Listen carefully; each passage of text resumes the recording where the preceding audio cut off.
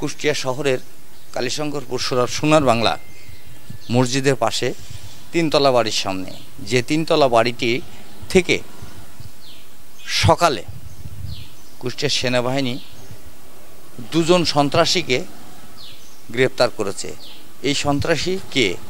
এই সন্ত্রাসীটা হলো সেই বাংলাদেশের শীর্ষ সন্ত্রাসী যিনি সুব্রত বাইন এবং মাসুদ মোল্লা, দুইজনকে অ্যারেস্ট করেছে। এখানে ম্যাচ ছিল, উক্ত ম্যাচের এক স্টুডেন্ট তিনি যেটি জানালেন যে গত 1.5 মাস আগে এই সন্ত্রাসীরা এখানে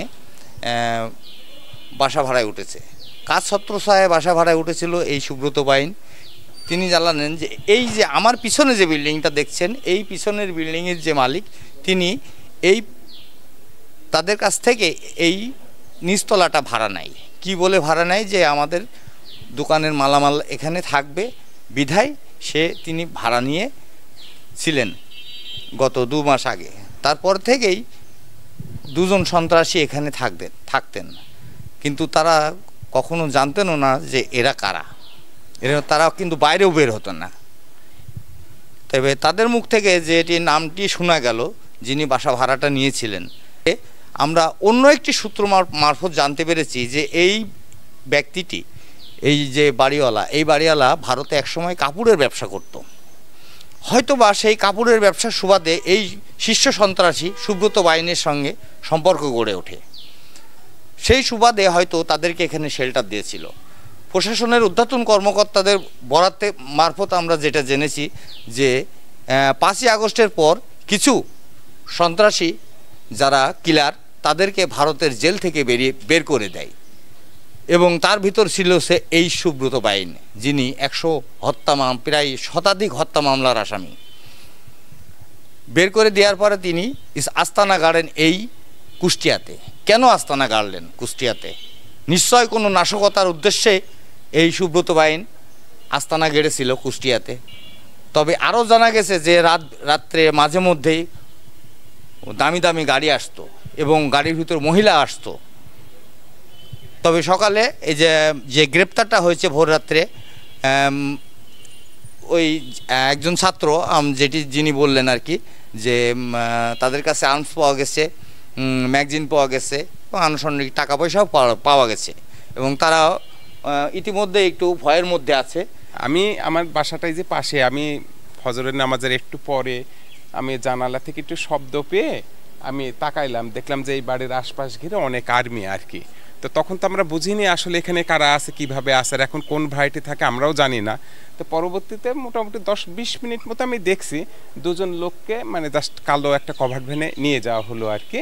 তো পরবর্তীতে আমি সংবাদ শুনলাম যে তারা এরকম নাম আর কি, সুব্রত বাইন, এরকম তাদের নাম শুনলাম আর কি টিভি। এই ভাড়াইটি যারা এখানে থাকে আসলে ওইভাবে আর কেউ কারোর কোনো কমিউনিকেশন, আমরা যারা স্থায়ী এখানে স্থায়ী লোকগুলোকেই চিনি, ভাড়াটিগুলোকে আমরা ওইভাবে চিনি না আর কি। আর বাড়িটাতে আসলে কে থাকে মানে ওই আসা যাওয়া সম্পর্কে আমার কোনো ধারণা নেই। এই বাড়িওয়ালার মালিকের নামটা? এটা তো আগের লোক বিক্রি করে দিয়ে নতুন লোক আসছে এখানে। এই যে ওদের নামটা আমি জানি না, মুখগুলো চিনি আর কি। এর একটা ছিল ওই যে চার দোকানে একটু বসে একটু গল্প টল্প করে আর কি, আর কি। ওরা আগের মালিকটা বেঁচে দিছে এই বাড়িটা দিয়ে, নতুন মালিক হয়েছে, এখন নতুন মালিক হয়েছে। এই বাসাটা ভাড়া করে দিয়েছিলেন, ওনার নাম হচ্ছে হেলাল। তিনি কিন্তু একজন ব্যবসায়ী, এবং ব্যবসায়ীর সুবাদে বিদেশ ছিল, এবং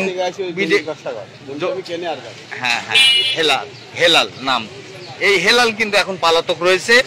এই হেলালকে ধরলে কিন্তু আসল রহস্য বেরিয়ে আসবে। হেলাল পলাতক। হেলালের বিল্ডিং এর সামনে আমরা গিয়েছিলাম, কিন্তু হেলালকে পাওয়া যায়নি। আমরা আরেকবার তার ওই বিল্ডিং এর সামনে থেকে ঘুরে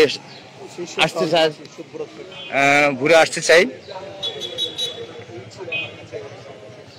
আমরা একটু দেখাতে চাই।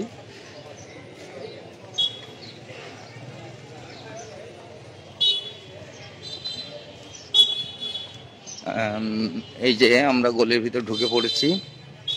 ডান হাতে সিলেট ভিলা রয়েছে, সিলেট ভিলা। বামে হচ্ছে মহুয়া মাঠ, যে বিল্ডিংটা, মহুয়া মাঠের বিল্ডিং এর মালিক হচ্ছে হেলাল। এই হেলাল কিন্তু এই সুব্রত বাইনদের বাসাটা ঠিক করে দেয়। এই সুব্রত বাহিনীর সাথে হেলালের সম্পর্ক কি সেটা তদন্ত করলে বেরিয়ে আসবে। যখন এই সুব্রত বাহিনী, সন্ত্রাসী সুব্রত বাহিনী যখন এই ভবনে ওঠে তখন কিন্তু একটা সিসিটিভি ক্যামেরা সেট করে লাগানো ছিল, যেটা এখন দেখতে পাচ্ছেন না। তার দেখা যাচ্ছে, দেখুন এটা তার, এই দেখেন এই ভবনের সঙ্গে এই ভবনের একটা তার আছে, কিন্তু উনি এখান থেকে এই বাসা থেকে এই হেলাল কিন্তু সবকিছু দেখতো, কে আসছে কে যাচ্ছে। এখন এই হেলালের খোঁজে আমরা এসেছি। হেলাল এই বাড়িতে কেউ নাই, আমরা অনেকবার নক করার চেষ্টা করেছি কিন্তু কাউকে পাওয়া যায়নি। সবাই পলাতক হয়েছে, সম্ভবত সবাই পলাতক। কেন, কি কারণে তাদেরকে শেল্টার দিল, এটা একটা বড় বিষয়।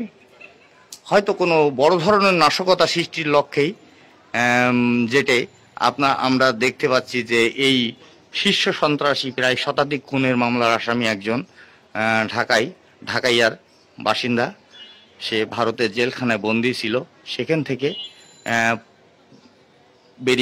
বেরিয়ে এসে কুষ্টিয়ায় শেল্টার নেয়।